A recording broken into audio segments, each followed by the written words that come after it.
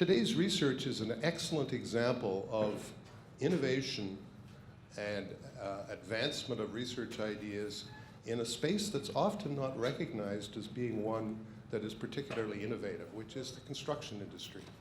It's heavily constrained by regulatory activity, by municipal bylaws, and activity associated with certification of the products. So it is very refreshing to see research in that construction space. Our speaker today is Dr. Susan Tai, who is the director of the Center for Pavement and Transportation Technology. And she's going to explain how their research is, if you'll excuse the pun, giving us all a smoother ride into an environmentally friendly future. Susan is a professor in the Department of Civil and Environmental Engineering. She's also a professional engineer. She holds a Bachelor of Applied Sciences in Chemical Engineering from Queen's University. We won't hold that against you. And Masters of Applied Science and a PhD in Civil Engineering from the University of Waterloo. Those probably outweigh the Queen's initiative, right? Susan has conducted research on pavement both nationally in Canada and internationally throughout her career. She has published over 400 technical publications in this space and is very highly regarded in the area of pavement technologies internationally. She holds the Norma W. MacLeod Chair in Sustainable Pavement Engineering. She is a member of the College of New Scholars of the Royal Society of Canada. And this is one that I don't often see. She was named one of Canada's top 40 under 40 at one point in her career. She's shown outstanding leadership and vision in this space. And I will say nothing further than, Susan, the floor is yours. Great. Well, thank you. Thank you very much. It's certainly my pleasure and honor to be here this morning, or I guess this afternoon, to talk a little bit about something that you probably don't think much about because you get in your car or you go on holidays and you're on that airplane, but a lot of the infrastructure that you travel on has been designed. So I hope within the next 45 minutes, I'm going to explain some of the work that we're doing and hopefully give you a sense of what actually is involved. I'm going to start with a video here, and we're crossing our fingers that it works.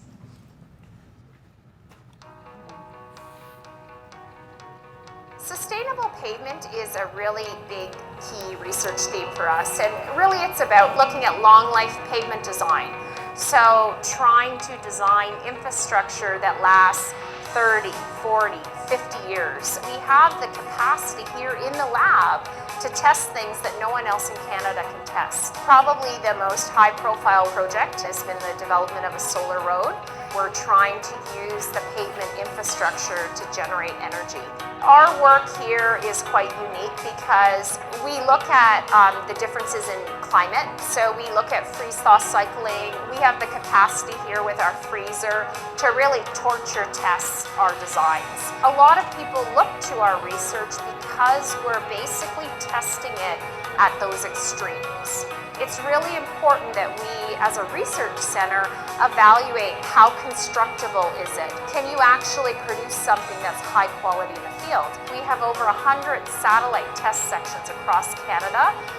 We also have satellite test sections that we've advised on internationally. I would really love for us to build a truly long life, sustainable pavement. We would basically eliminate the need to go back and maintain it. Okay, so what I want to talk to you a little bit about this morning is our work, and specifically in the space of road and airport engineering. Is this mic a little bit, is it okay? Okay, maybe that's fine. Okay, so it's entitled Roads of the Future, Environmentally Friendly and Resilient Pavement, because that's what's really important, that when we build and design something, that it actually lasts and that we have good economic value out of it. Okay, so just you heard a little bit about my background. One thing I wanted to focus on is I actually started my career as a construction engineer. The first 4 years of my career I spent in the field. And that really changed, I think, my perspective on research, because although we do a lot of work in the lab, and although, of course, our technical publications are really important, what's really important is that what we do here actually gets translated to the real world. So that's certainly been a big part of the work that I do. And what's really interesting is it's important that we acknowledge that the work we do in Canada here is quite important, because we're designing infrastructure under some of the harshest conditions. So for example, this is a typical Canadian highway during winter. It's not only a problem for us as drivers, but for those of us that actually design it, it poses some challenges. Okay, so it also poses challenges in terms of, you can see this is an errant aircraft that has come off a runway. So the idea is that we want to make sure that under 100% of the conditions that we face, that we can supply solid, well-functioning infrastructure.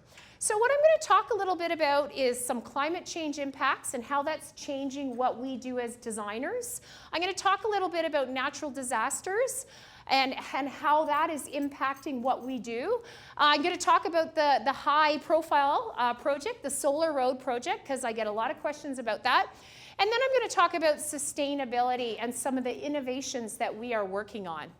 So first and foremost, our umbrella research center is the Center for Pavement and Transportation Technology. You might see our vehicles driving around campus. And these vehicles, of course, are transporting graduate students and materials to and from our lab.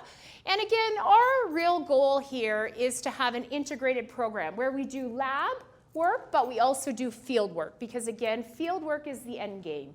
If we can develop better designs and better materials and use them, then as Canadian taxpayers, as users of our system, we're providing value. We focus on emerging and innovative technologies. We work a lot with the public and the private sector to help innovate and implement those technologies. We have state-of-the-art research infrastructure. You saw in the video, a lot of the tools and equipment that we have here at UW is unique in Canada.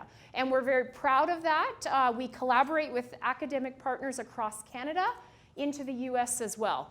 Our role and mandate is to train and educate the next generation. So our program's quite unique because we're actually training them to be literate. I say literate engineers, so that doesn't only mean that we teach them all the scientific background, but we also give them some hands-on skills that they can actually get out on a construction site and pinpoint issues and problems. Sustained partnerships, we're very proud of our partners. We have a lot of long-term partners that have worked with us since I've started, 15 years. And then to provide national and international leadership. Okay, so again, we're doing a lot of work internationally. This, of course, is a road project in Africa that we advised on. And, you know, in Canada, we think about our roads as being concrete asphalt. You might not think of them that way. I think of them concrete asphalt. But you know, in a lot of parts of the world, their roads are actually not surfaced. And so we're actually designing and building roads that are resistant to monsoons, seasonal variations where one actual storm may actually completely knock this road out. So we're talking about sustainability, we're talking about recycling, we're talking about being proactive on climate change, and I'm going to come back to that idea. The natural disasters, the innovations in designs. And so we were quite pleased to lead the development of the new design guide for Canada. That was led here. I was pleased to be the principal investigator on that. We had 10 of the best designers across Canada that contributed to that document. And then again, the importance of that document is it's now in the hands of engineers who design and build roads. So that's really, really important. And looking at how do we design for value. So actually, I'm very pleased to see Dean Andre here from Environment. This was one of the first major studies that we did in Canada that looked at climate change impacts on southern Canada and pavement infrastructure in particular. And you can see this is actually a road in Manitoba that's being sandbagged for flooding because it was one of the major corridors and emergency route outside of the city of Winnipeg when the floods were coming. So this work is important because it's really helping us determine what are the real impacts. And just one of the analysis that we did in this report, you'll see on the y-axis there's mean freeze season length in terms of days, and then across the x-axis we have different cities across Canada. And I'm not going to get into the details here, but what I want to highlight is baseline is using historical data. So generally speaking, as engineers, we take the last 10 years of data and we apply that when we're moving forward in our designs. And these are two globally recognized climate change models that we consulted with our colleague from Environment Canada, Brian Mills, on. And what I want to show you here is there's changes, there's differences. And the point I want to highlight is that we can argue about what the actual impact is going to be, but the point is it's different. And if we sort of stick our heads in the sand and we don't actually look at some of these changes that are occurring, we're not going to design infrastructure that meets our needs. We're going to have failures because we're not considering these factors. Okay, so we can say climate change. So that top picture, I was recently in Australia on sabbatical. There's a wallaby, little kangaroo, that was on the side of the road that got stranded in a flash flood. On the right, of course, earthquake, natural disaster. So I'm doing some work in Chile as an advisor, helping them to handle situations if a natural disaster occurs. So in other words, if a natural disaster occurs like an earthquake or a volcano eruption, how do we get society back up and functioning? How do we get people to safety? And so certainly, you know, you're probably thinking, pavement engineer, how are you working on these teams? Well, basically what we're trying to do is we're looking at better designs, better construction, as we heard earlier, safety systems, early warning and planning. And scientists and engineers, so I put that in there for you, George, scientists, try to prevent damage by warning people, and natural disasters are A, coming, and then B, trying to monitor the activities and events, and then C, developing plans for emergencies. So for example, you know, how do we set up areas where we can get F-16s in or whatever type of aircrafts in to help people and save that infrastructure. All right, so those are two key theme areas that I'm not going to focus on anymore. I'm certainly happy to answer questions about these, or if you want to follow up with me later. Okay, so one of the ideas that we've been playing with now for about 7 years is this idea of a solar road. And you know, you may ask why. Well, I'm a civil engineer, not an electrical engineer, but we started to look at this idea that there's vast resources, okay? We've got a lot of pavement infrastructure. We want to minimize land use. We're looking at distributed generation and then certainly peak shaving of electricity.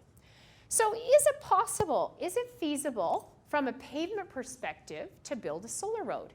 And you know, again, so we could take some of these roads. This is a road in northern Ontario, and perhaps we can look at offsetting material requirements. It takes a lot of material to build this infrastructure.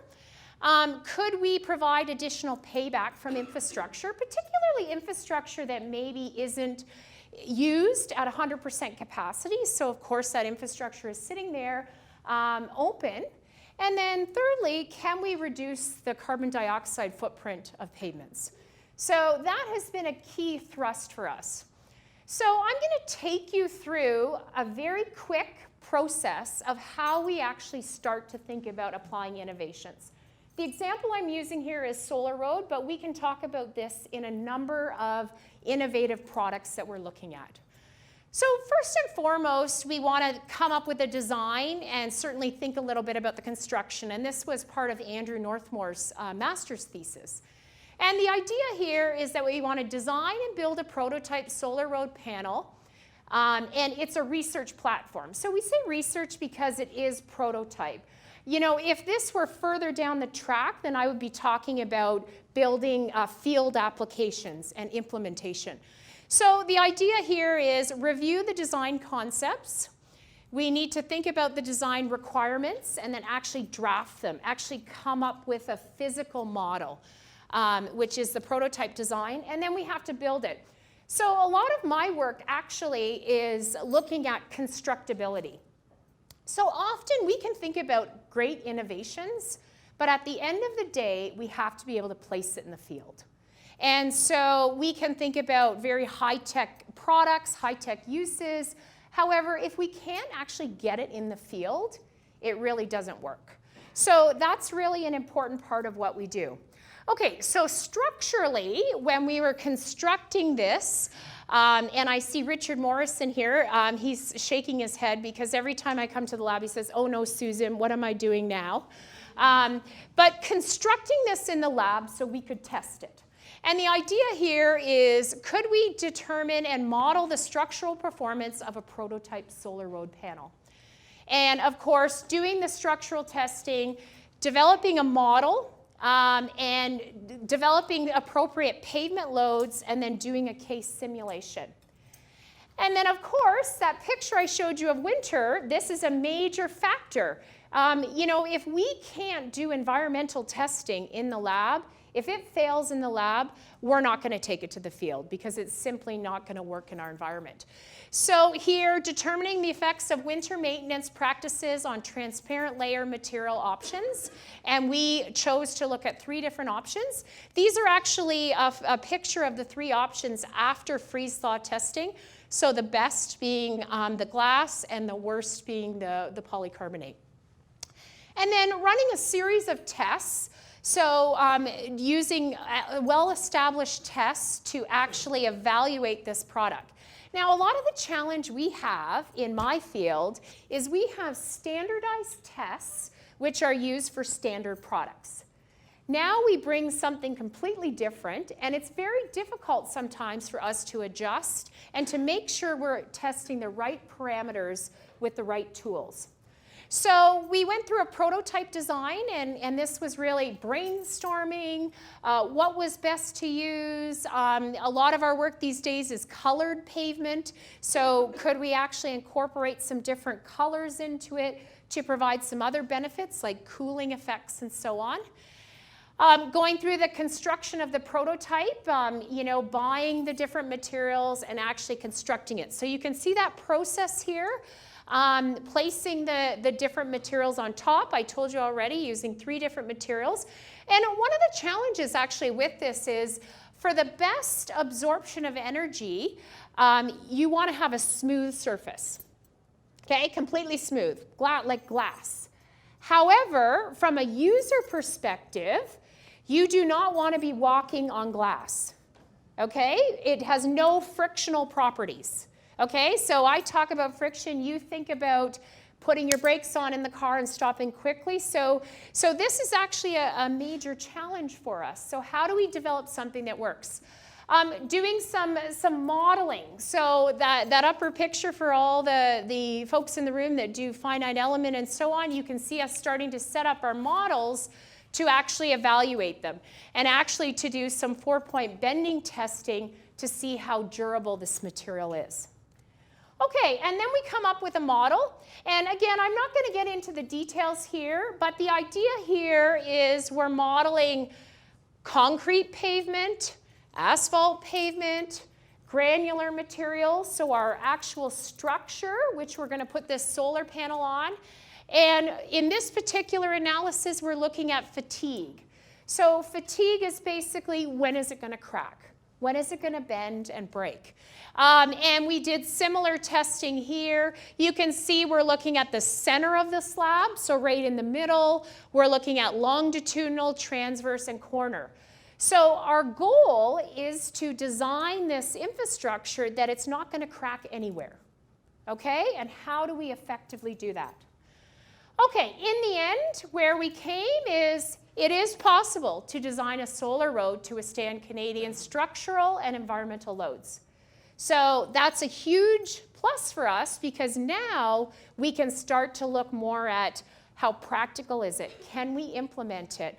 What are the, what kinds of things do we need to think about? And so again here, this is what we're looking at. What are the ideal materials? So tempered glass, transparent clear, and so on. And then now we're getting into optimization. So panel material thickness, okay? So thickness is gonna have an impact on performance, but also cost. Panel area dimensions, structural bases, friction development on glass surfaces through modification, and of course in situ testing. So now we're in the next phase. So that's been a very interesting, exciting project for us because we've been speaking to some of our partners, and wouldn't it be great to have these parking lots as carpool parking lots?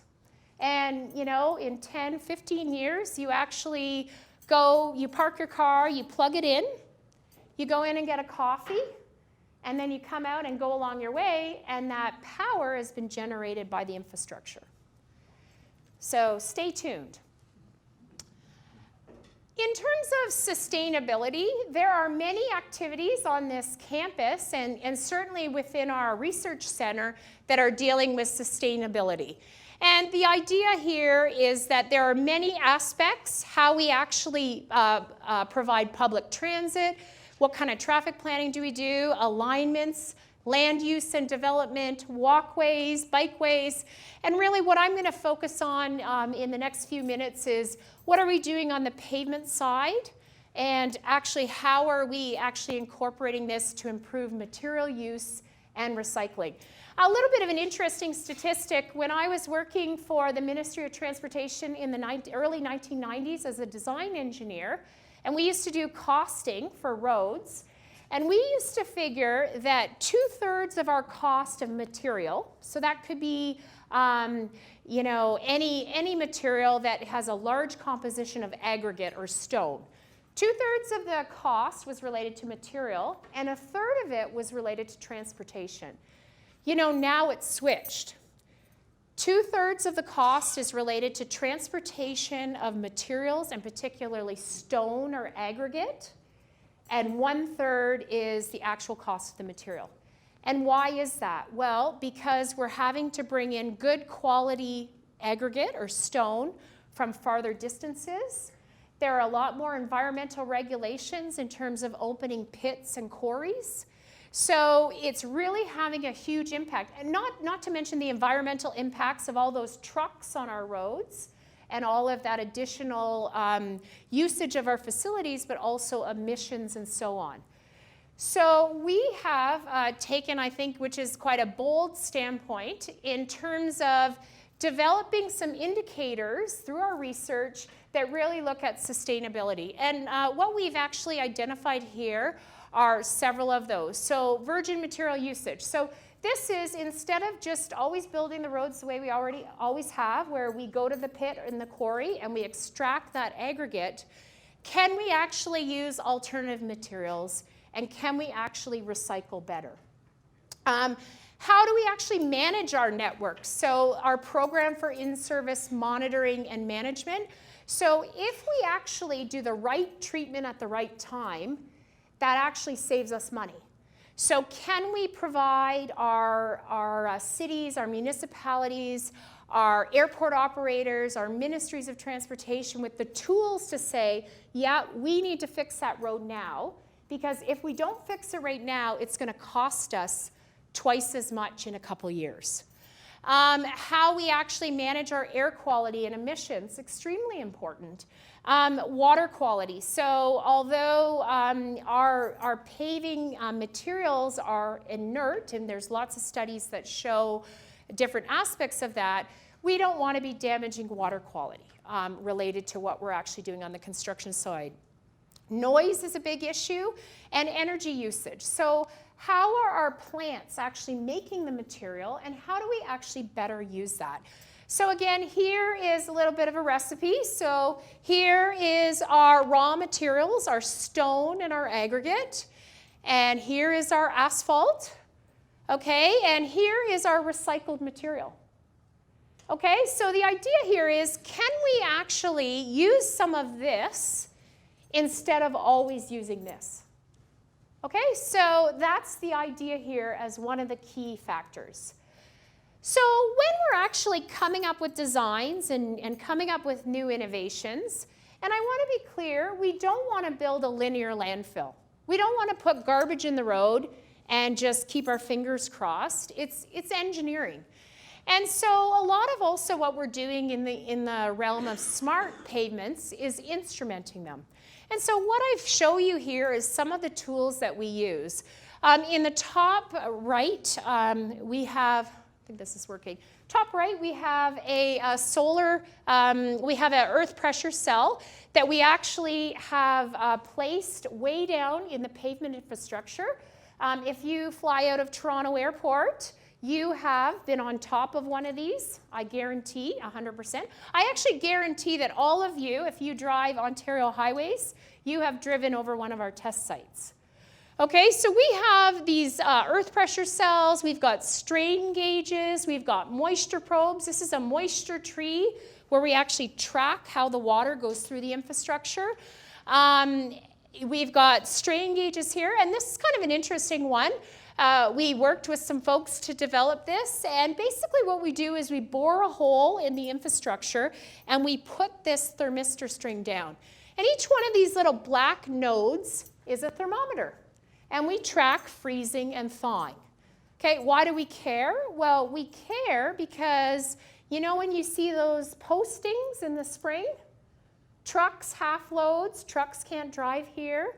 In the spring, when our pavement structure is thawing, it's weaker.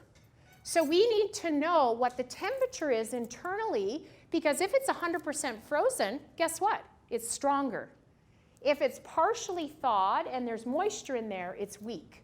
So these are all some of the tools that we're using, and then we go out and we download the data and we analyze it. So, you know, so what we actually do is see a truck drives over it, an airplane is on top of it. What's happening to the infrastructure? And again, why is that important? Because we can eventually see when it's going to fail. And that's really important to our infrastructure operators. We have a test track. You are most welcome to go out and see our test track. It's at the Waste Management Facility. This is a view from one end. The original portion of the test track was built in 2002. Again, we have over 20 different experiments out there at the test track. This is recycled shingles, roofing shingles. So we've actually taken roofing shingles and processed them and put them into the asphalt. You know, again, it's a little bit of a mix issue, but if we put too much of this in, it's going to crack. But if we put just enough in, it's going to make it quite durable and resist a lot of fatigue. So again, normally these shingles would end up in a landfill. So we're working with our partners to see if we can reuse them. This is crushed concrete that we use. We took it from old curb and gutter and sidewalks in the city of Waterloo. And you'll see full-scale pictures in a moment, but we built concrete pavement using this recycled concrete. So quite interesting. Lots of different projects. So again, we're taking what we're learning in the lab. So we're preparing different kinds of samples here, and we're testing them under different conditions to see when they fail. This is an instrumentation where we were doing on the Trans-Canada Highway, just near Woodstock, and we're placing a strain gauge down in that layer, and that's an ongoing project. The middle project was we were involved with Capital Paving, one of our partners in Guelph, an open house. You can see lots of white hats. White hat represents supervisor, where we actually worked with the regions and municipalities to bring people in to get a better understanding of what it means to recycle. And I mean, sometimes people think that recycling is bad, that it's going to hurt the pavement or it's not going to be as good, but actually we've demonstrated in some cases it does provide many benefits. It's very cost effective. I shouldn't say in some cases, in a lot of cases. And secondly, that's good material. It might be old, we might be widening the road, but we should be reusing it. So we've done a lot of work to look at this. This was an experiment done with the region of Waterloo. We placed the original sections just north of Cross Hill. And again, the idea here is I want you to look at these 4 different pavement surfaces. This is the standard. This is what we typically use, our control mix. And what we have are 3 alternative mixes. And this experiment was designed to look at, can the pavement infrastructure absorb noise? Can it be quieter? Why does the region care? Why do cities across the country care? Well, because it eliminates the need to place noise barriers, which are actually quite expensive. They can be challenging to manage. They can become an area where we have a lot of graffiti, and there's some aesthetic issues. So we actually worked with them to develop 3 different mixes where we were trying to look at noise reduction. It was the first fully controlled study of noise reducing pavements in North America. And what was really great in this particular area, you can see it's out in farm country, we were able to shut the road down and actually eliminate all noise and only test the noise coming off the pavement structure. I'm very pleased to say that the best mix was this rubberized open graded course, which used a local aggregate. So again, we're not having to truck the material in. And it was rubberized, and guess what we used as the rubber modifier? Tires, thank you. You get an A+. And I know. This is why we collaborate. So the idea here is we're not only building something that's reducing noise, we're actually reincorporating those rubber tires. Okay, and again, this is not linear landfills. This is using engineering tools to really look at performance. Okay, so here's out at our test track. Here is this concrete pavement. So the top 4 photos here, we have a stockpile of that recycled concrete aggregate, which again might have ended up in a landfill. We're running it through the slip form paver with our partner Dufferin Construction and the Cement Association of Canada. This was the same paver that was used to pave Highway 407 and Highway 410. So we convinced them to bring it down here and help us pave because, again, we wanted to try it. And again, what's the thrust here? Aggregate is being reduced, our shortages. It's a non-renewable resource. There's a lot of environmental regulations. So can we actually take that concrete and recycle it? Of course, we can't go anywhere without that laboratory study looking to see, can we incorporate it? Does it make sense? Now, I hope you all think that top picture is pretty. That is red concrete and Pervious Concrete. That's a test section in Vancouver, as is the one right next door to it. And the idea was, could we come up with an architectural design that looked nice but also provided stormwater management? And so the Pervious Concrete is a very open textured material. And so we were tasked with designing this so that it was highly functional. In Vancouver, they get lots of rain. So the idea was, could we build something that was very functional? We also have provided guidance. So the second picture there in the middle, top middle, is an entrance to a concrete plant, and then we've got the Pervious on the side. So again, the water drains off and goes into a quick draining. We've got some of those chairs. So these are some of the tools. We build them. And we actually place our strain gauges on top of them. In some of the experiments, we're actually monitoring the water quality. So our team isn't doing it. We work with some folks on the environmental side to help monitor the water quality. And then, of course, here we've got some more recycled concrete going into structural applications. So again, the idea is we use the lab to help us. This is Toronto Airport. So again, if you've ever been on the de-icing pads, we all hate the de-icing pads, right? De-icing aircraft, very important though. We don't want that ice on the airplanes. So trying different products here. So we actually worked with Toronto Airport to try different products, and actually I'm very pleased to say that we came up with a ranking system for them, and they're actually using that ranking system across the country and into the northern US as well, because unfortunately when pavement fails, it typically doesn't fail on a nice sunny day. It typically fails when temperatures are really, minus 20 and south of that, or inclement weather, rain, sleet, and we need to come up with quick ways to repair them. So where is all of this sustainability discussion going? We have worked with the Ministry of Transportation to develop a sustainability rating. And what you see here is how many of you are familiar with LEED? You've probably heard of LEED. Okay, so this idea is somewhat similar to LEED. And the idea here is that we're trying to give tools, again, to practitioners for implementing innovative designs that are also sustainable. So what we have here are different categories. So pavement technology, materials and resources, energy and environment, energy and atmosphere, and innovation and design. And what we did is, with a lot of discussion and evaluation of construction methods and design tools, we came up with different descriptions and, most importantly, different credits. So what we would say is that, let's say our president here likes designing pavements the way he always has.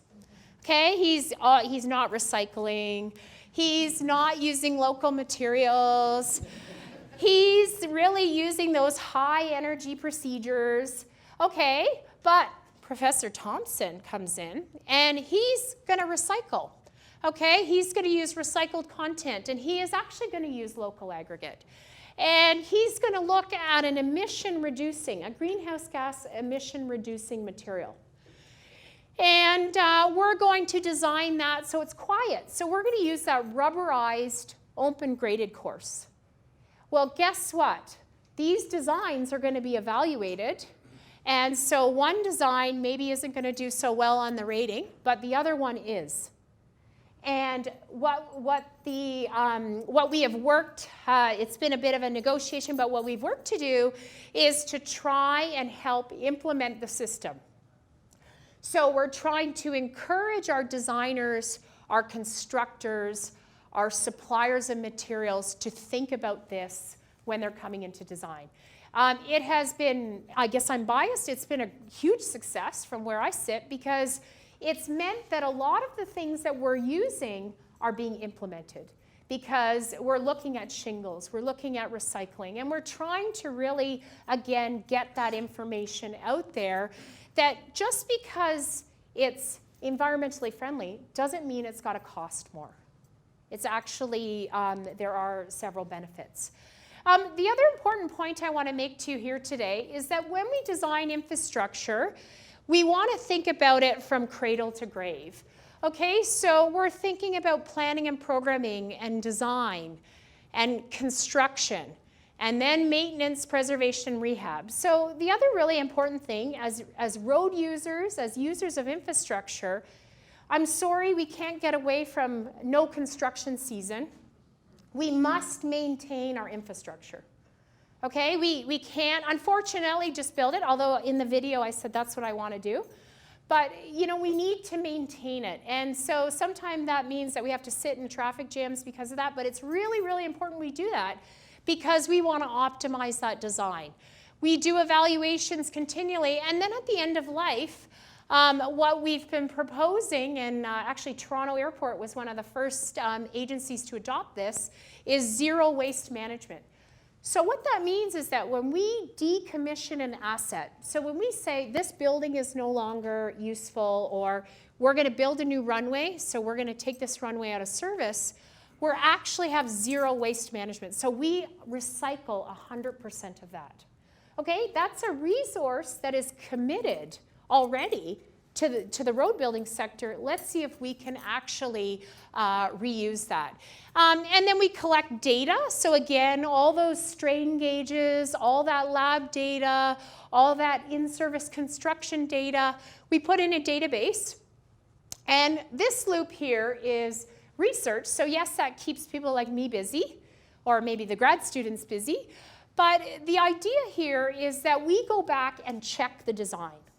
So I built, you know, University Avenue between Phillip and Westmount using this design, and I thought, as a designer, it was going to last 15 years. Well, guess what? It didn't last 15 years. Why? Did we under-design it? Did we not predict the buses right? Did we maybe use the wrong material? And so the idea is that this is an ongoing process. So a good part of our work is helping agencies say, you know what, we've done this for the last 5, 10 years. You know, we're not sure if it's working. Can you actually see if it's working? And so doing that analysis. And again, this is part of the new Transportation Association of Canada Design Guide, which I spoke to before. And this is fundamental in what people are using now, because you have to think about it as a life cycle. Closing off here, so you know that top idea here is that we have serviceability as a function of time. And so when we build infrastructure, whether that be a runway, taxiway, apron, highway, or the local street you live on, we build it to a high parameter, and then over time it deteriorates. And then we do something to it. Okay, we repair it, we put an overlay, we fix it, and it goes back up to a level of service and deteriorates.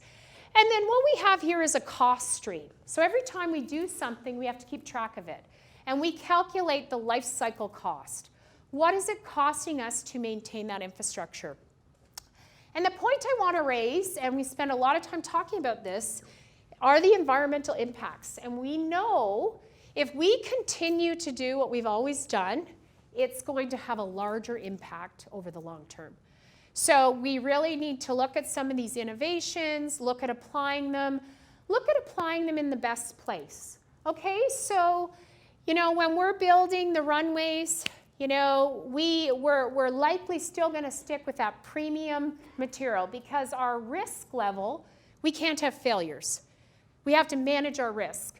But, you know, maybe the streets that we live on, or maybe there's parking lots, or maybe there's other areas where we can use some of these tools that still provide value, but we don't need to design it to that Cadillac standard. So in closing, I hope that you now think about the road, okay, and not just focus on the cracks, that I want you to think about the pavement infrastructure. And I want to underline the idea that good technology and people are making advances.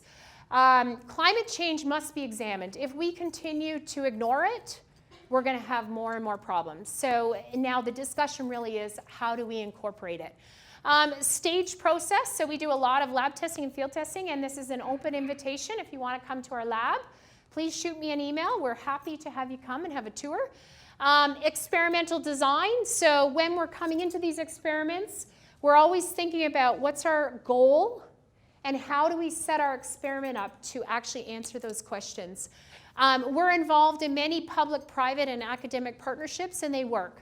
We're very pleased about that. We collaborate a lot, and certainly very happy to participate. And there's many opportunities for adoption of new materials and designs. I want to acknowledge the many partners that we work with, the many students who have contributed to this work. I'm here presenting, but it's really a collaboration. It's a group effort, and of course our department. And with that, I leave you a photo. This was the university I was visiting in Australia, and yes, these are kangaroos out in front of the library. So thank you for your attention, and I'm most happy to answer any questions that you might have.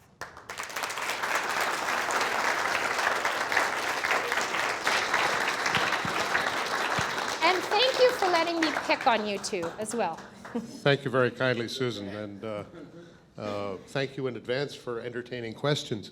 The reason why I popped up here is to sort of give a little indication of what happens in the question period.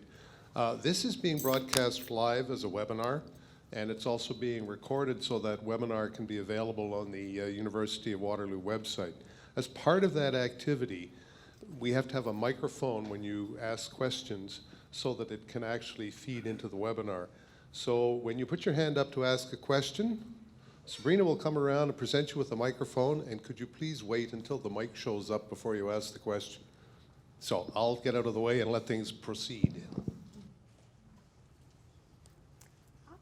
Sue? And thank you for coming, by the way. Thank you for inviting us.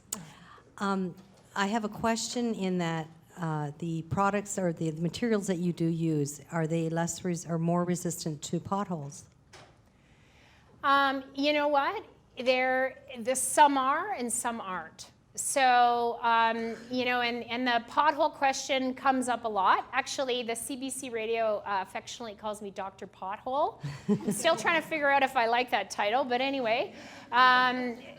What we're basically trying to do is, with the experimental designs and lab work, is to test those conditions. So you saw the freezer.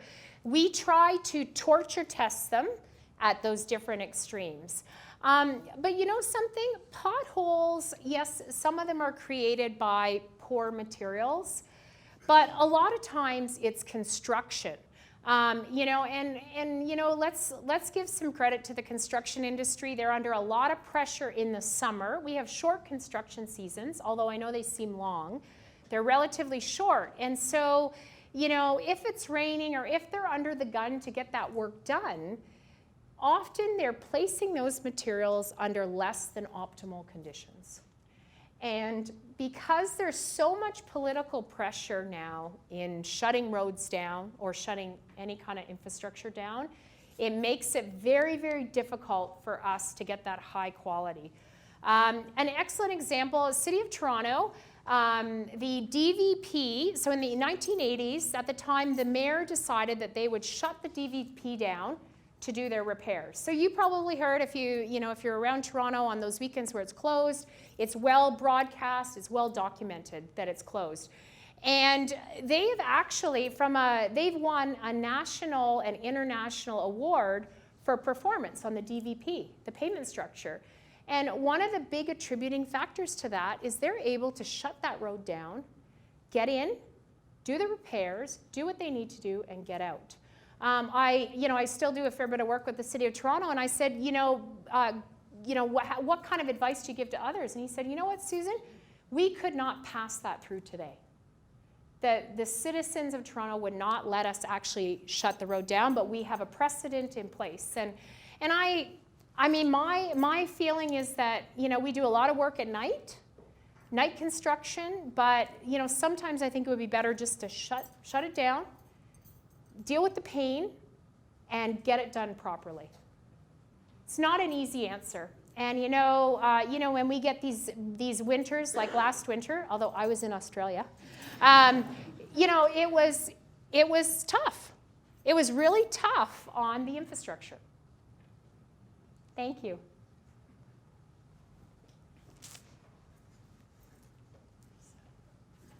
Hi. Thank you so much. That was really quite interesting to watch. I'm not an engineer, so it's a great perspective. I'm just wondering, in terms of when you're actually talking to people who are potentially going to adopt these technologies, what are the talking points that you use? Do you generally focus on the sustainability piece, or do you focus on the cost or the durability? Can you speak to that if that's part of your role? Absolutely. You know what? It's all of the above, quite frankly. I mean, I think safety is our #1 priority across the board. And obviously, when you have things like potholes or deterioration that happens, especially quickly, we have to get in there and make sure it's safe. But ultimately, I'm an optimist, but I believe people do want to do the right thing. I think really it comes down to managing risk. So a lot of our discussions revolve around managing risk. The lab studies are important for demonstrating, yes, it works. But at the end of the day, if I'm a chief engineer for an agency and I want to place that innovation in an area where I can test it, but if it fails, it's not going to be a huge disaster. So we talk a lot about risk. Where can you place it that is, relatively minimal, but we still test it? That's why our test track, and that's why the satellite test sections are often blind, because helping to manage that risk. Sustainability is a key issue. In the province of Ontario, we have a run-out time on our aggregate. So 80% of concrete is aggregate. 95% of asphalt is aggregate. 100% of granular is aggregate. So we cannot simply do what we've always done. And I think the municipalities and cities did something really smart. They implemented smart city growth. And part of that plan is to look at some of these others.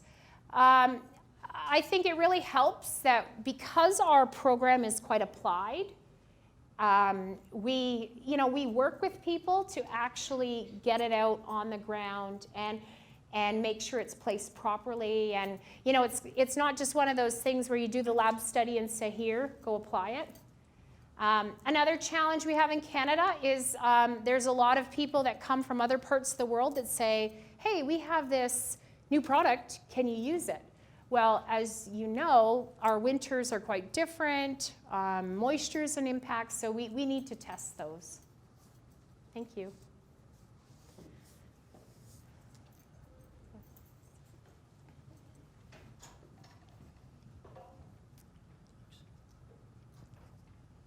How promising does the research look into like the solar panel roads? Would you say that in the near future we could actually have like roads made from solar panels?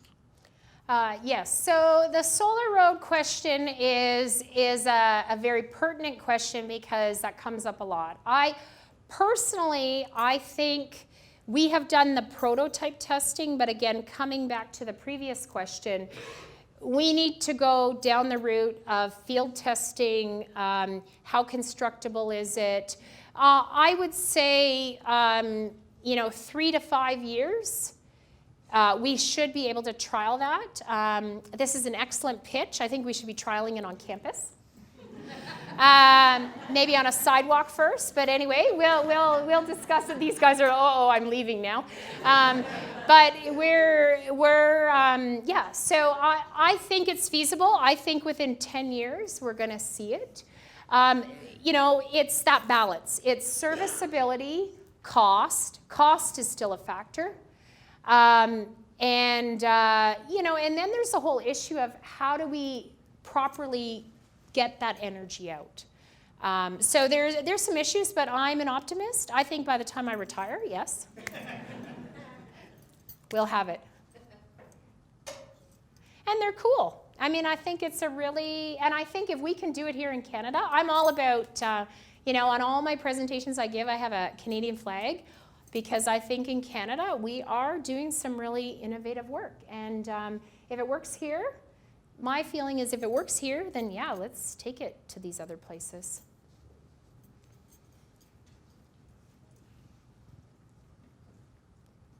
Susan, thank you. That was a very interesting presentation, even provocative. And I must say I had no idea before hearing this presentation that working with pavement could be so exciting. I just drive on it and not think about it. But I want to come back to the question that was raised just a moment ago about the solar highway, so to speak. I mean, that's intriguing. It is provocative. And you sidestepped, if I may say, the real question, to my mind anyway, and that is, how would we ever harvest that energy, given that my understanding is that it's the heat from the sun being absorbed by the pavement, by the ingredients in the pavement. But where do we go from there? I mean, could you speculate on that? Yes, that is an excellent question, and I would expect nothing less from you, so thank you. It's a challenge, and we've started to try and figure that out. The student that actually worked on this had a mechanical engineering undergrad and did his master's with me over in civil, one of our own grads. I would like to see us working with electrical and mechanical folks, because without getting into the details, we've started to look at how that physically would work. Basically having a mechanism for converting it into a usable source, whether that be for electric vehicles, whether that be for lighting. We've talked a little bit about geothermal, so just using the heat directly. So the idea is that you take that energy and basically you can melt the road. So use the geothermal aspects to melt the snow. There are some issues with that, because then we can get into potentially icing. So we melt the snow, but it becomes water and freezes on the infrastructure. So We're grappling with that issue. I don't have a straight answer for you. I think as we progress down the road, we'll get there. We've had some initial discussions with other folks in other departments, and I think that that's somewhere we need to go. The Ministry of Transportation tells me, I was talking to the ADM the other day, and he said, we want to move in this direction. Because the new minister is very pro on this, so we need to figure out how to do it. But there's a lot of technical challenges still. That being a major one, but also others. May I raise just one other point?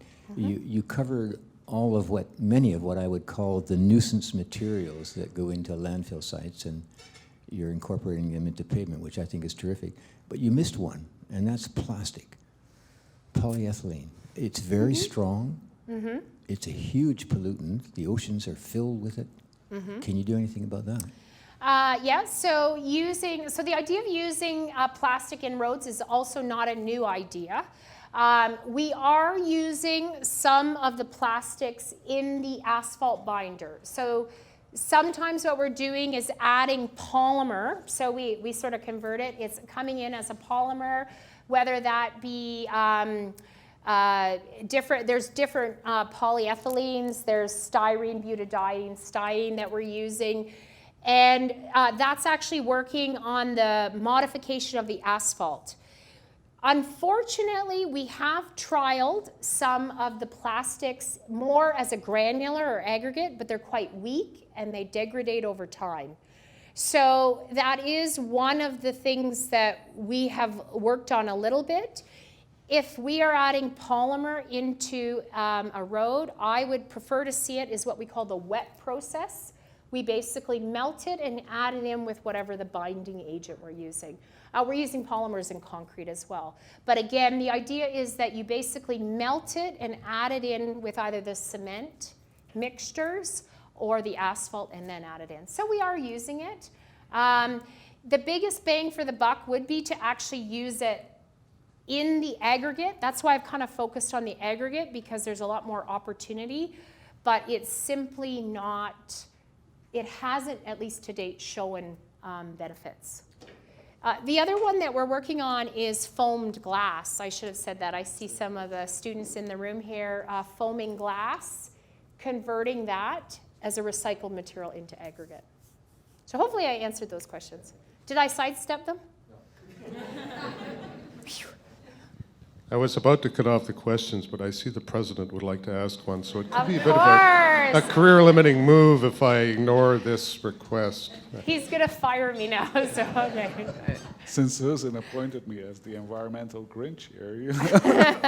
So, great presentation. Thanks very much, Susan. Let me share a quick story with you. Many years ago, I was part of a group converting fossil-fired power plant into a biofuel-fired power plant. Large plant, 160 megawatt electric. We successfully did it. Excellent. But there was not enough biofuel available in Ontario, Northern Ontario, so they ended up trucking biofuel from BC. Yep. So sometimes, conceptually, theoretically, it's possible, Absolutely. but practically it's not. So as far as the solar, road goes, you want to invest in a place where there's very heavy traffic load. And the higher the traffic load, the less, your solar radiation is, and with all the other factors. So Excellent. Yep. I was looking at your picture, and probably we can also do an exchange between kangaroos and our Canada geese between the two universities. I told them that, actually. I said, your campus is kangaroos, we have Canadian geese. So, but just on that note too, just the whole idea of when we went to industry and said, we want to recycle concrete.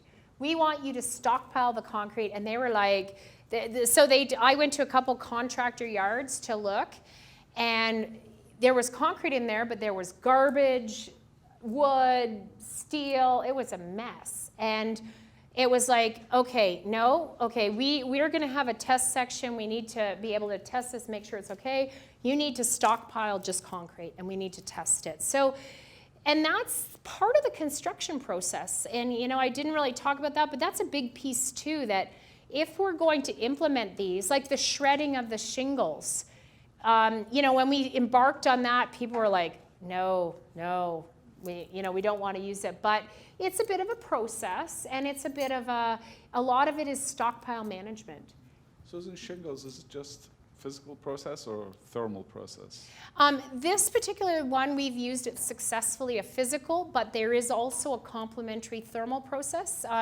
In Ontario, because we have a fairly homogeneous set of shingles, we can actually process this way, but for example, in British Columbia, Alberta, they have the thermal process because they don't have a homogeneous initial material. Once again, thank you very kindly, Susan. Thank you.